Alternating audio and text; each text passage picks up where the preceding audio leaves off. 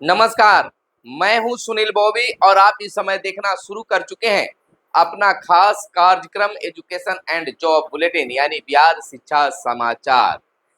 तो आज बिहार शिक्षा जगत की प्रमुख बड़ी खबरों को जानने से पहले आपसे आग्रह है कि चैनल पर पहली बार आए हैं या अब तक चैनल को सब्सक्राइब नहीं किए हैं तो चैनल को जरूर सब्सक्राइब कर लीजिएगा। तो आइए जानते हैं आज की प्रमुख बड़ी खबरों को।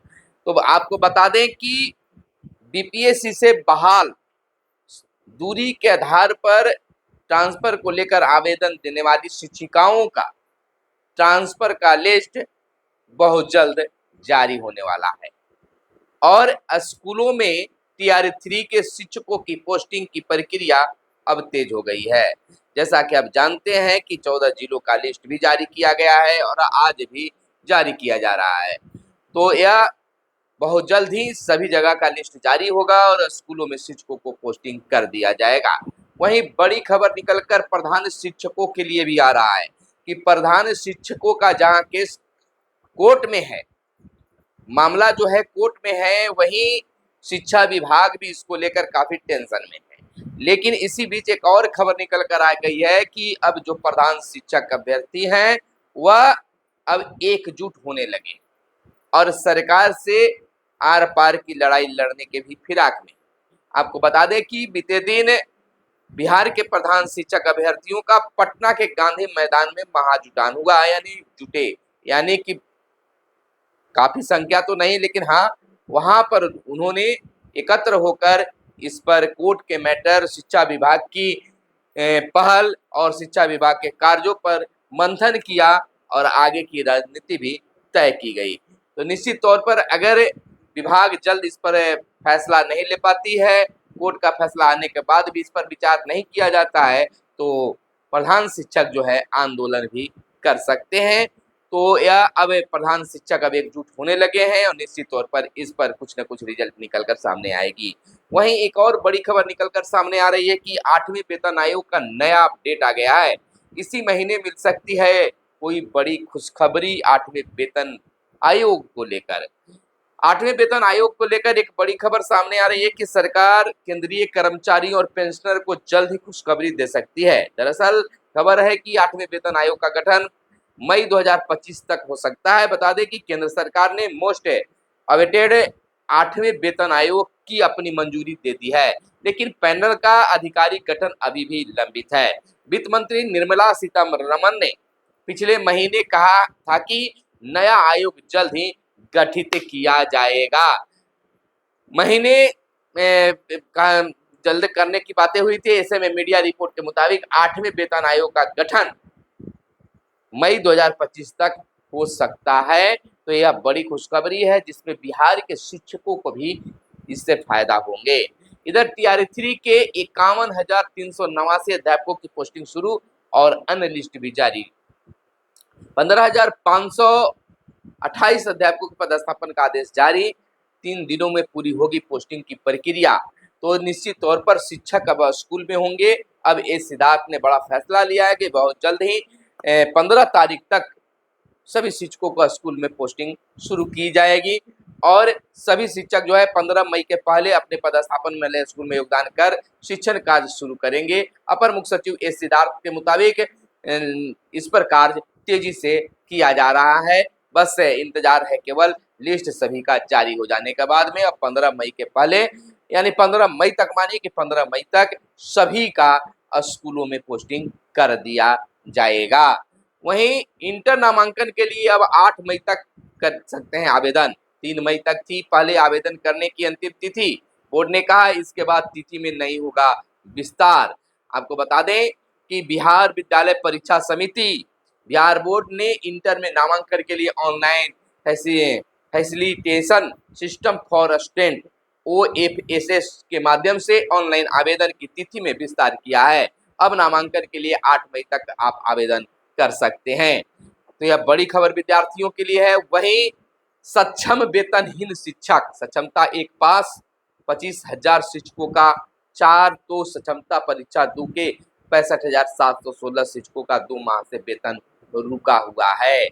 वहीं हम आपको बता दें कि शिक्षा विभाग की सुस्ती का खामियाजा 90,716 शिक्षकों को भुगतना पड़ रहा है। बिहार के सरकारी स्कूलों में पढ़ाने वाले 90,716 निकाय शिक्षक राज्यकर्मी तो बन गए हैं, लेकिन उनकी सैलरी रोक दी गई है। सरकार पर इन शिक्षकों का 1,157 करोड़ रुपए से अधिक बकाया है, जबकि निकाय शिक्षक रहने के दौरान उन्हें 16 से 21 वर्ष से लगातार सैलरी मिल रही थी। इसमें सक्षमता परीक्षा एक पास 25,000 शिक्षकों को 4 महीने से और सक्षमता परीक्षा 2 पास 65,716 शिक्षकों को 2 महीने से वेतन नहीं मिल रहा है। इसकी वजह है निकाय शिक्षक राज्यकर्मी बनने के बाद उनका प्राण नंबर अपडेट होता है। इसके बाद HRMS सिस्टम में उनका नाम अपडेट किया जाता है। तो इस तरह के मामले सामने आ रहे हैं, लेकिन शिक्षकों का क्या दोष है? रफ्तार शिक्षा विभाग की इतनी धीमी है कि शिक्षक को वेतन के लाले पड़े हुए हैं। स्थिति दयनीय हो गई है। परिवार कैसे चलेगा उनको सोचना पड़ रहा है। तो विभाग इस पर जल्द फैसला ले और सक्षमता 1 के साथ साथ सक्षमता 2 वाले का भी वेतन जल्द से जल्द भुगतान करे, शिक्षकों ने मांग किया है। इधर स्कूल में 533 किलो अनाज का गबन, हेडमास्टर को 3 दिनों के अंदर 17,440 जमा करने का निर्देश दिया गया है। गैस है खबर निकलकर सामने आ रही है। स्कूलों में बच्चों को पीएम पोषण योजना के तहत भोजन उपलब्ध कराया जाता है, लेकिन भ्रष्टाचार की जद में बच्चों का निवाला भी नहीं बचा। मामला गया जिले के टेकारी प्रखंड के मध्य विद्यालय अमा कुआं का है। यह MDM के लिए आया चावल का गबन के मामले में जिला कार्यक्रम पदाधिकारी पीएम पोषण योजना साकेत रंजन ने कार्रवाई की है। MDM के तहत 5,33,900 किलो अनाज यानी कि 5 क्विंटल 33 कह सकते हैं कि 33 किलो गबन हुआ है। मामले में प्रधानाध्यापिका को 17,440 इक्यावन पैसा जमा करने का निर्देश दिया गया है। गौरतलब है कि शिकायत के आलोक में जिला समन्वय एवं प्रखंड साधन से भी पीएम पोषण योजना टिकारी के द्वारा संयुक्त रूप से 11 अप्रैल को निरीक्षण किया गया था, जिसमें एक खामियां पाई गई। वहीं आपको बता दें कि 70% स्कूलों में प्रयोगशाला बिना विज्ञान की पढ़ाई, 29% स्कूलों में भौतिकी, रसायन शास्त्र और जीव विज्ञान प्रयोगशाला की सुविधा। राज्य में 9,000 है उच्च माध्यमिक विद्यालयों की संख्या। इसमें 7,621 विद्यालयों में विज्ञान विषय की होती है पढ़ाई के लिए लैब भी जरूरी है। कक्षा का निर्माण भी हो रहा है। विज्ञान संकाय की पढ़ाई प्रयोगशाला लैब के बगैर पूरी नहीं होती। शिक्षा के विशेषज्ञ भी मानते हैं कि प्रयोग के माध्यम से पढ़ाई किताबी शिक्षा से कहीं अधिक प्रभावी और कॉन्सेप्ट पर पकड़ बनाने के लिए जरूरी होता है, लेकिन बिहार में इसके स्थिति ठीक नहीं है। यूडाइस पोर्टल के आंकड़े के मुताबिक राज्य के करीब 7,500 उच्च माध्यमिक विद्यालयों में विज्ञान संकाय की पढ़ाई होती है। इसमें से 70% यानी करीब 5,000 विद्यालयों में प्रयोगशाला नहीं है। तो यह सोचनीय विषय है। सरकार को इस पर और विभाग को ध्यान देना चाहिए। इधर एक शिक्षकों के लिए गौरवान्वित की बात निकलकर सामने आई है। शिक्षा विभाग के अपर मुख्य सचिव एस सिद्धार्थ ने शिक्षक के पत्र को तरजीह दिया, यह भी एक बड़ी बात, और उस तरजीह में यह भी कह दिया कि अब शिक्षकों को परेशान होने की जरूरत नहीं है। पदाधिकारी को वेतन तब मिलेगा जब शिक्षकों का वेतन भुगतान होगा। शिक्षक ने आरोप लगाया कि पदाधिकारी और कर्मचारी जो है शिक्षा विभाग के, शिक्षकों से तमीज से बात नहीं करते, तुम तड़ाक की भी बात कर देते हैं। तो यह बड़ी बात है और सच्चाई भी सामने है। तो इस सिद्धार्थ ने इस पर बड़ी फैसला लिया है और साफ शब्दों में कह दिया है कि ऐसा नहीं होना चाहिए। शिक्षकों के लिए उसी खबर में हम आपको बता दें कि शिक्षकों के लिए एक अलग और व्यवस्था की गई है। शिक्षक पर इस सिद्धार्थ का पूरा ध्यान आ गया है।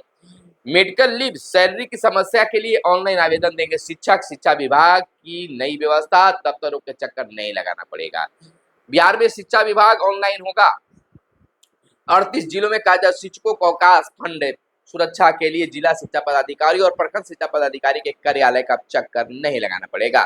यह जानकारी अपर मुख्य सचिव डॉक्टर एस सिद्धार्थ ने दिया है। उन्होंने कहा है कि शिक्षक मेडिकल लीव, विभागीय आवेदन, मातृत्व अवकाश, सैलरी की समस्या, आकस्मिक घटना के लिए ऑनलाइन आवेदन करेंगे। इसकी मॉनिटरिंग मुख्यालय स्तर पर होगी। यह निर्णय डॉक्टर एस सिद्धार्थ ने एक पत्र कह सकते हैं कि एक शिक्षक के पत्र पढ़ने के बाद लिया।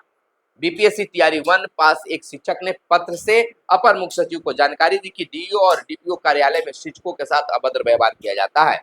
हर काम के लिए पैसे मांगे जाते हैं, यानी चढ़ावा चढ़ाया जाता है। लिपिक चतुर्थ श्रेणी के कर्मचारी भी शिक्षकों के साथ दुर्व्यवहार करते हैं। यह शिक्षकों के द्वारा हमेशा उठाया जाते रहा है, लेकिन कोई ध्यान नहीं देते। अब सिद्धार्थ इस पर ध्यान दिए हैं और बड़ी फैसला लिया है कि अब इस शिक्षा कोष के माध्यम से ही ऑनलाइन सारी चीज होगी। शिक्षकों को भुगतान करने के बाद ही डीओ और टीपीओ को मिलेगा वेतन, निर्णय लिया है। क्षेत्रीय कार्यालय में शिक्षकों से चढ़ावा मांगते हैं और अनुचित व्यवहार पर एसीएस सख्त हुए। शिक्षकों को अपमानित करने वाले पदाधिकारी पर कार्रवाई होगी। ऑनलाइन की जाएगी वेतन, ईएल, सीएल, मातृत्व अवकाश की प्रक्रिया। तो इस तरह से अगर होता है तो शिक्षकों के मान सम्मान बढ़ती है। आज कार्यालयों में शिक्षकों को मान सम्मान नहीं दिया जाता है। ऐसी टीचर को अपमानित करने पर कार्रवाई करने की भी बातें हो रही है।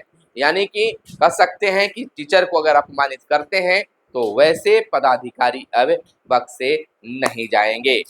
शिक्षक के भुगतान के बाद ही डीओ डीपीओ का यह भी बड़ी फैसला है। अगली खबर हम आपको बता दें कि टीचर को अपमानित करने वाले अफसरों पर सख्त कार्रवाई का जहां निर्णय लिया गया है, वहीं एमडीएम में शुक्रवार को फिर से मिलेगा अंडा। पहले अंडा को बंद कर दिया गया था। बर्ड फ्लू के प्रकोप को देखते हुए अब अंडा को फिर से शुरू किया गया। एडवाइजरी का पालन किया गया था। मध्याह्न भोजन योजना के तहत शुक्रवार को फिर से अब बच्चों को अंडा दिए जाने की शुरुआत होगी। मध्याह्न भोजन योजना के निदेशक विनायक मिश्र ने पटना समेत सभी जिला शिक्षा पदाधिकारी को इस संबंध में पत्र लिखकर इसकी शुरुआत करने को कहा है। दरअसल बर्ड फ्लू के प्रकोप को देखते हुए बीच में बच्चों को शुक्रवार को अंडा दिए जाने पर रोक लगा दी गई थी। इसकी जगह पर बच्चों को मौसमी फल, सेव, केला दिए जाने का निर्देश था। केंद्रीय पशुपालन और डेयरी मंत्रालय ने बर्ड फ्लू के प्रकोप को लेकर एडवाइजरी जारी की थी, लेकिन अब फिर से अंडे मिलेंगे। बच्चों में इसको लेकर काफी उत्साह दिखेगी। इधर पासपोर्ट फोटो से बनती थी शिक्षक की उपस्थिति पर कार्रवाई का आदेश। उपस्थिति पर जो बनता था उस पर आदेश मिल गया है। लगातार शिक्षा विभाग को मिल रही शिकायतों की जांच के बाद प्राथमिक विद्यालय मिस्त्री टोला दुलारपुर प्रखंड हवेली खड़गपुर जिला मुंगेर में पदस्थापित शिक्षक राजेश कुमार पर फर्जी तरीके से ई मोबाइल उपस्थिति दर्ज करने का आरोप सही पाया गया है। इधर बता दें, शिक्षा विभाग की शिकायत मिली थी कि राजेश कुमार एक भी दिन विद्यालय नहीं जाते हैं। उनकी हाजिरी टोला सेवक बनाते हैं। इस शिक्षा कोष ऐप पर उनकी उपस्थिति की जांच में एक भी दिन का फोटो अपलोड नहीं मिला। शिकायत की प्राथमिक जांच ई शिक्षा कोष सॉफ्टवेयर के तकनीकी विशेषज्ञ से कराई गई। जांच में फरवरी, मार्च और अप्रैल 2025 की उपस्थिति की छाया प्रति खंगाली गई। इसमें बातें साफा खुल गई। अब कार्रवाई की बात हो रही है।